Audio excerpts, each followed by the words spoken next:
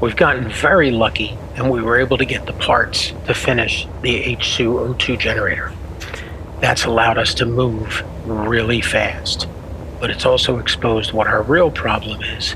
We don't have a farm, we don't have any food, and no matter how fast we fly, we're racing to our death. And it's not just from the guns on this base up here. Here's the problem at the base. We have a survival kit, we got a battery, we got a wind turbine. So we're staying alive, but we don't have a way to make food and we don't have a way to find it easily. Right now, the only way we're finding food is, well, we can kill the wolves, but the wolves are giving us meat, we can't cook it. The unknown signals are giving us food or seeds, or lots of times, nothing. Running around looking for stuff.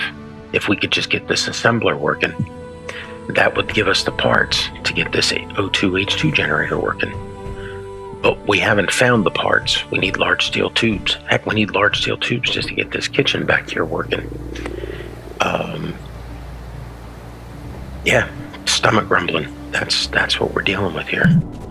And we're locked here. We have to solve this problem, or this is just going to keep happening, and we're going to be back at the survival kit over and over again. At 10 kilometers per second, every 10 kilometers, no, at 10 meters per second, every kilometer is just, it hurts. Having to make these big trips to get these unknown signals and just run around hoping that we can find something. And we have to find something.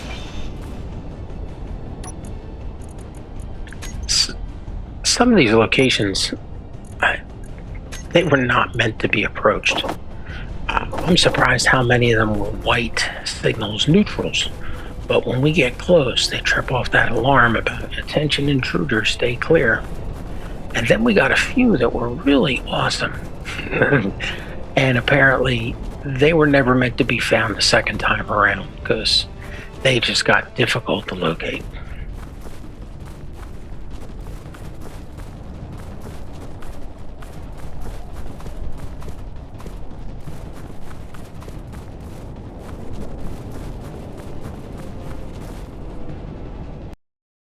It was time for a really tough decision.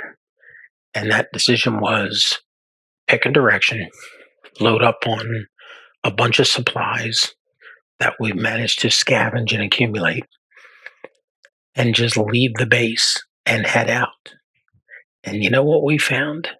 We found a huge trove of resources that we just couldn't bring back to the base because it was too far away. Pay attention, because this is where we hit the mother lode. I'm watching this right now, thinking I am so engrossed on looting every one of these containers. I don't even realize what I just found until later. There it is, right there. It's staring at us right in the face. The one thing that we need that's going to fix our assembler and our H2O2 generator. I turn around, I walk away. What am I doing? This is the reason that we're doing this. We need this basic assembler. Even staring at me in the face, I didn't even freaking realize it. What a moron.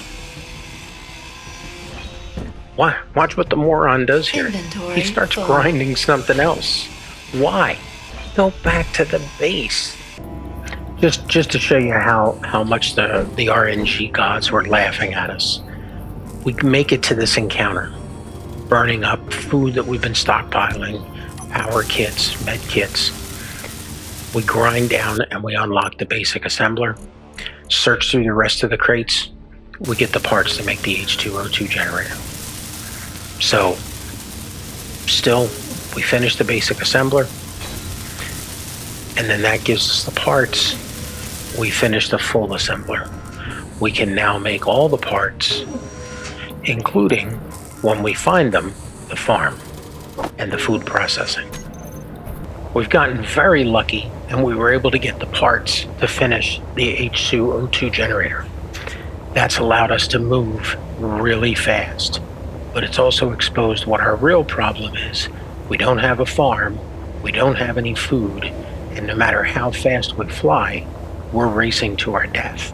And it's not just from the guns on this base up here.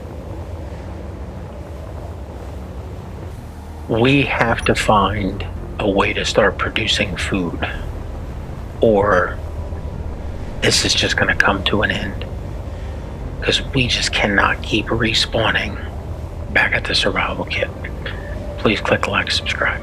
See you next episode.